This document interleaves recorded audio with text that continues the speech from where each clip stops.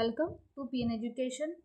आज हम 31 मई 2026 के जितने भी करंट अफेयर्स के इम्पोर्टेंट क्वेश्चन बन सकते हैं सारे हम इस वीडियो में डिस्कस करेंगे और हर क्वेश्चन से रिलेटेड इम्पोर्टेंट फैक्ट भी मैं आप लोगों को बताऊंगी। तो इस पूरे वीडियो को ध्यान से देखिएगा। चलते हैं फर्स्ट क्वेश्चन की ओर। और फर्स्ट क्वेश्चन क्या है, हाल ही में किस राज्य या केंद्र शासित प्रदेश में खेलो इंडिया बीच गेम्स 2026 का आयोजन किया गया है? तो ये कहाँ किया गया है? दादर नागर हवेली और दमन द्वीप में। ठीक है, इसका आयोजन जनवरी 2026 में किया गया, जिसमें कर्नाटक पहले स्थान पर था। ठीक है, अब बात करते हैं खेलो इंडिया बीच गेम्स की शुरुआत कब से की गई थी। तो इसकी जो शुरुआत है 2025 से की गई थी और 2025 में सबसे पहली बार दीव, दमन और दीव का जो एक बीच है जिसका नाम है घोघला बीच, है ना, घोघला बीच में खेलो इंडिया बीच गेम्स का शुभारंभ किया गया था। जब पहली बार इसका आयोजन किया गया तो मणिपुर पहले स्थान पे था। ठीक है, अभी इसका दूसरा संस्करण है खेलो इंडिया बीच गेम्स का, और इसमें दूसरे मतलब पहले पायदान में कौन था? तो कर्नाटक। और जब पहली बार शुभारंभ किया गया था तो वो कहाँ था? मणिपुर। ठीक है, और कहाँ पर हुआ है? तो दोनों ही जो है दादर नागर हवेली और दमन द्वीप में हुआ है। और कौन सा बीच है? तो घोघला बीच है। तो भारत में समुद्री जो तट है उसमें खेलों को बढ़ावा देने के उद्देश्य से, साथ ही खेल प्रतिभाओं को निखारने के उद्देश्य से जो है भारत सरकार के द्वारा खेलो इंडिया बीच गेम्स का शुभारंभ किया गया है। इसके अलावा भारत सरकार ने 2018 में खेलो इंडिया गेम्स और खेलो यूनिवर्सिटी गेम्स का भी जो है शुभारंभ किया था, है ना। और 2020 में जो है फिट इंडिया मूवमेंट का भी शुभारंभ किया गया था। ठीक है, आप मुझे कमेंट बॉक्स में बताइएगा 26 का आईसीसी T20 वर्ल्ड कप किस टीम ने जीता है, किस देश की टीम ने जीता है, तो आप मुझे कमेंट बॉक्स में जरूर बताइएगा। चलते हैं नेक्स्ट क्वेश्चन की ओर। और नेक्स्ट क्वेश्चन क्या है, मई 2026 की शुरुआत में आईएमडी ने भारत के मानसून को लेकर कौन सी प्रमुख पर्यावरणीय चिंता व्यक्त की है? तो सुपर एल नीनो की, किसकी? सुपर एल नीनो की जो है पर्यावरणीय चिंता व्यक्त की गई है भारतीय मौसम विज्ञान के द्वारा। अब ये सुपर एल नीनो क्या होता है इसके बारे में बात करते हैं। तो जो सुपर एल नीनो है ये प्रशांत महासागर में उत्पन्न होता है। कहाँ पर? प्रशांत महासागर में। और प्रशांत महासागर के किस द्वीप में उत्पन्न होता है? तो ये प्रशांत महासागर के पूर्वी तट पर। किस तट पर? पूर्वी तट पर उत्पन्न होता है। मतलब कुल मिला के अगर बात किया जाए तो दक्षिण अमेरिका का जो पेरू का तट है वहां पर स्थित उत्पन्न होता है। तो ऐसी क्या क्रियाएं होती है जिसके कारण सुपर एल नीनो का कहना चाहिए निर्माण होता है या विकसित होता है? अगर हम बात करें तो एल नीनो के बाद सुपर एल नीनो, इसका मतलब ये है कि जब प्रशांत महासागर का जो तापमान है गर्म होता है ना, ऊपरी जो जलीय तट है वो गर्म होता है, तो ऐसा कहा जाता है कि एल नीनो में तो मात्र गर्म होता है, लेकिन सुपर एल नीनो में क्या होता है कि प्रशांत महासागर में उठने वाली जो जलधाराएं होती है या कहना चाहिए जो पानी है प्रशांत महासागर के पूर्वी क्षेत्र का वो अत्यधिक गर्म हो जाता है, जिससे कहना चाहिए वहाँ का जो टेम्परेचर है, अगर मान के चलो ये क्षेत्र गर्म हो गया, टेम्परेचर हाई हो गया, तो प्रेशर क्या हो जाएगा? लो हो जाएगा। तो ये प्रेशर लो वाला जो क्षेत्र है ना, वो अधिक प्रेशर वाले क्षेत्रों को अपनी ओर क्या करता है? आकर्षित करता है। तो इस टाइम पर होता ये है कि भारतीय मानसून मतलब हमारे यहाँ का जो टेम्परेचर क्या होता है? लो होता है दिसंबर के टाइम पर, तो प्रेशर क्या हो जाएगा? हाई हो जाएगा। इस प्रेशर को अपनी ओर क्या करता है? ये आकर्षित करता है और अपनी ओर खींच लेता है, जिससे भारतीय मानसून पर सबसे ज़्यादा इफेक्ट पड़ता है। मतलब हिंद महासागर के प्रेशर को अपनी ओर खींच लेता है, जिससे भारत, अफ्रीका और कहना चाहिए ऑस्ट्रेलिया महाद्वीप में सूखे की स्थिति उत्पन्न हो जाती है। अब भारतीय कहना चाहिए भारतीय मौसम विज्ञान ने इसे पर्यावरणीय चिंता क्यों व्यक्त की है? तो पर्यावरणीय चिंता इसलिए व्यक्त की गई है क्योंकि ये लगभग ऐसा माना जाता है कि 1877 में ये आया था। 150 साल बाद पुनः ये 2026 में आ रहा है ना। तो इससे जो पृथ्वी का जो तापमान है वो 2 डिग्री सेल्सियस बढ़ गया है। 2 डिग्री सेल्सियस क्या हो गया है? बढ़ गया। अगर अब बात करें तो अभी 25 जून से लगभग 1-2 तारीख तक के लगातार जो है टेम्परेचर में क्या हो रही है? वृद्धि हो रही है। तो कुल मिला के पृथ्वी का जो तापमान है वो 2 डिग्री सेल्सियस बढ़ चुका है। और ऐसा कहा जाता है कि जो सुपर एल नीनो है वो 10 से 15 साल में आता है जो है, लेकिन अभी जो है वो 150 साल बाद भारत में आ रहा है। उस टाइम पे मतलब वैश्विक स्तर पर देखा जाए तो उस टाइम पे ज़्यादा जनसंख्या नहीं थी।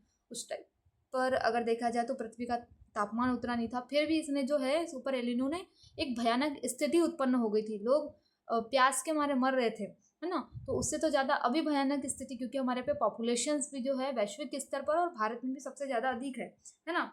तो इससे होता यह है कि भारतीय जो मानसून है, या कहना चाहिए ऑस्ट्रेलिया, अफ्रीका, एशिया का जो, या दक्षिणी पूर्वी एशिया का जो तट है, वहाँ पर जो मानसून है वो कमज़ोर हो जाएगा। जब मानसून कमज़ोर हो जाएगा तो हमारे पे जो वर्षा है वो बहुत कम होगी। जब वर्षा ही कम होगी तो कृषि, हमारे की जो कृषि वो मानसून पर निर्भर करती है ना। तो मुख्य रूप से कृषि क्षेत्र पर सिंचाई के लिए पानी की अव्यवस्था हो जाएगी। जब पानी की अव्यवस्था होगी तो हमारे लिए जो है खाद्यान्न संकट उत्पन्न हो जाएगा, सूखा की स्थिति उत्पन्न, लोगों को पानी नहीं मिलेगा, है ना। तो विश्व में सुपर एलिनो आता है तो ऐसा कहा जाता है कि विश्व के कुछ हिस्सों में विनाशकारी बाढ़ लेके आता है और कुछ हिस्सों में जो है विनाशकारी सूखा लेके आ जाता है।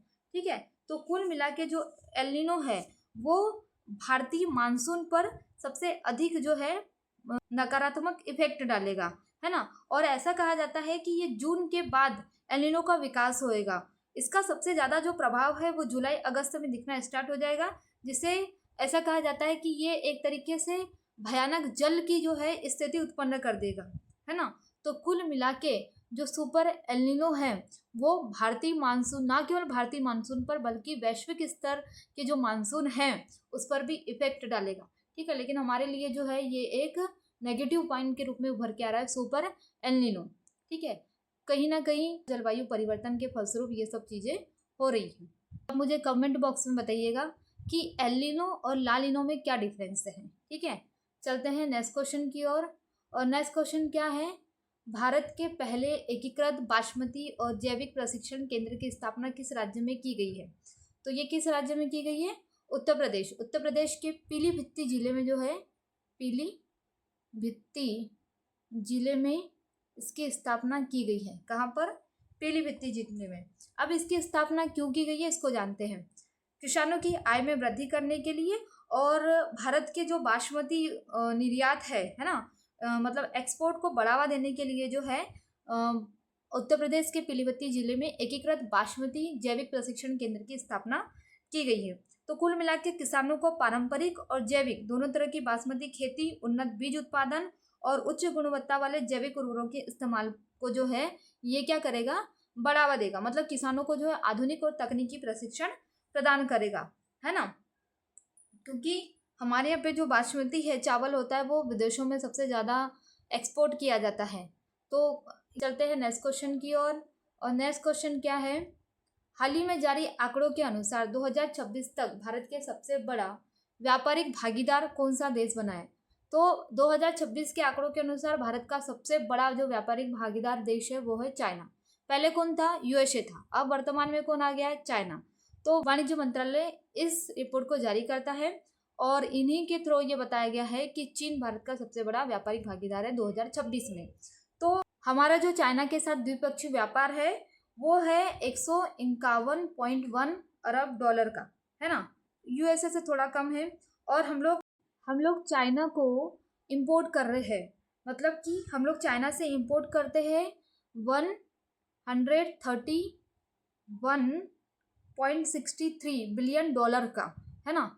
इतने अरब डॉलर का जो है 131.63 अरब डॉलर का हम लोग क्या करते हैं, इंपोर्ट करते हैं, सामान मंगवाते हैं, जिसकी हिस्सेदारी 16% है ना। जबकि हम लोग वहाँ मतलब कहना चाहिए एक्सपोर्ट जो कर रहे हैं वो है 36.66%, मतलब कि 19.47 अरब डॉलर का हम लोग क्या कर रहे हैं, एक्सपोर्ट कर रहे हैं। मतलब कुल मिला के जो है हमारा व्यापार घाटा ज़्यादा है, मतलब हम लोग सामान ज़्यादा आयात कर रहे हैं जबकि निर्यात जो है हम लोग कम कर रहे हैं। तो चाइना के साथ जो है हमारा द्विपक्षीय व्यापार हमेशा घाटे की स्थिति में होता है। लगभग हमारा जो व्यापार घाटा है चाइना के साथ वो है 112.6 अरब डॉलर का। और हम लोग जो है कहना चाहिए क्या क्या चीज़ मंगा रहे हैं चाइना से, इलेक्ट्रॉनिक मशीनरी और रासायनिक जो चीज़ें होती है उसको मंगवाते हैं। जबकि अगर मैं बात करूँ यूएसए के साथ जो है हमारा व्यापार, द्विपक्षीय जो व्यापार है हमेशा संतुलन की अवस्था में रहता है, जबकि चाइना के साथ हमेशा जो है व्यापारिक घाटे में ही चले जाता है।